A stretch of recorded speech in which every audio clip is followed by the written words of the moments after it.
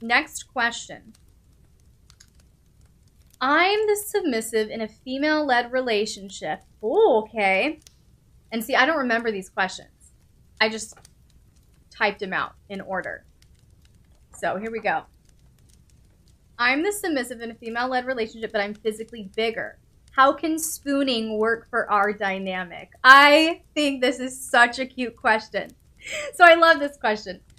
If you are the male in a female-led relationship and you're physically bigger, I think this is a great question to address, not just for spooning, because obviously we have a specific one here, but just in general.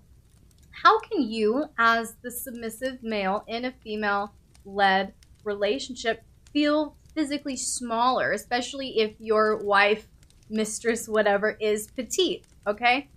A couple of different things. I think specifically with the spooning, one of two things could happen. You can literally just scoot down in the bed a little bit more. So maybe your head isn't up on the pillow, your head is like against her chest, right? And you can like kind of feel her heartbeat. And so you feel kind of safe and tucked in and a little smaller. You can physically crawl, like, you know, scoot down and curl your body up and make your body physically smaller. Round your shoulders, tuck your knees in, all of that. You could also go without a pillow. So you have a little bit of a height difference if you're flat on the bed and your mistress, queen, goddess, whatever is still on her pillow. That can create a little bit of a height difference and psychologically adjust some things. But you could also, even if you are bigger, you can be the big spoon, but in a nurturing way. So let's say your queen, your goddess, she is petite, right? As a petite woman, I am often very cold. So that could be like an act of service for your goddess, for your queen, is your body is keeping her warm. Your body is meeting a need that she has. Your body, even just laying next to her, holding her, is serving her. And so I think if she can see it from that side, you could be big spoon and little spoon, and I think both could still work out well. What do you guys think in the chat? My beautiful, amazing, brilliant patrons, what do you think?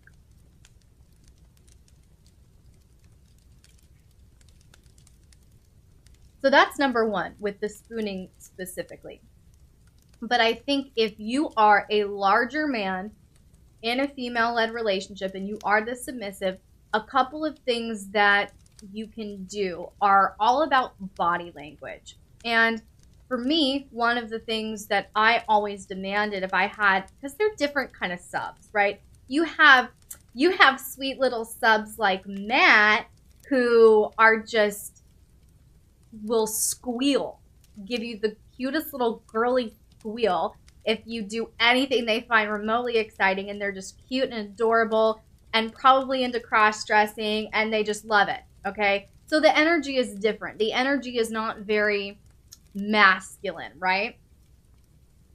Okay, so we have that kind of submissive. And in that instance, that doesn't really apply here. The energy is different, right?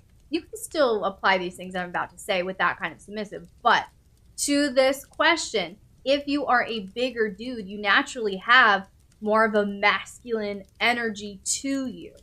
So you, especially if you're untrained, need to learn how to soften that masculine energy. And you can do that. Your head by the heart. Oh, so sweet, right? So I think the best way to do that, gentlemen, if you are larger and your mistress, queen, goddess, whatever, is smaller, more petite, whatever, then I think you need to start learning how to adjust. So rather than in other areas, you could sit or kneel on the ground. Exactly. And I'm getting to that. So I always had my submissives who were bigger, who were in the second category. They were never allowed to stand in my presence. Okay, so like, of course, if it was for like an inspection or a specific activity that they had to be standing for, fine. But every other time, you're on your knees, you're crawling, okay, you're sitting, you're kneeling, whatever. And that, like Drunken Reaps is saying, that's a huge huge cue physically. But I also think you can do other things. So let's say, for instance, because this is big in FemDom, your mistress, your goddess, your queen has tasked you to clean the kitchen, all right? So you had to make dinner, and now it's time to clean the kitchen after dinner, and there's stuff on the counter. You obviously can't be on your knees and clean the kitchen appropriately. So in instances like that, where you're not able to sink down, to sit, to crawl, whatever, you can still soften your body language. And I think you can do that in a number of different ways. Number one, just curling your shoulders a little bit.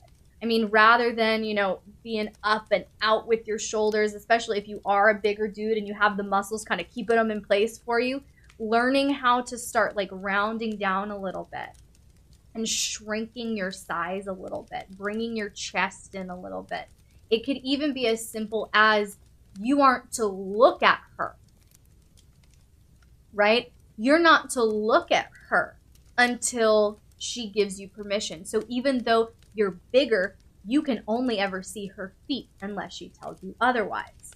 You can also soften your voice, your tone, and that will convey a new energy and a new softness. So there are strategies, not just in literally crawling, kneeling, whatever.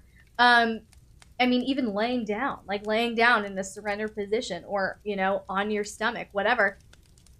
Especially if you're in puppy play. Hello, that's a great one. I surrender little puppy pose. Okay. So there are a lot of things that you can do in body language and gesture and just tone and how you communicate that can shift your energy and make you seem psychologically smaller and softer to your alpha female. So, any other thoughts from you brilliant brains in the chat?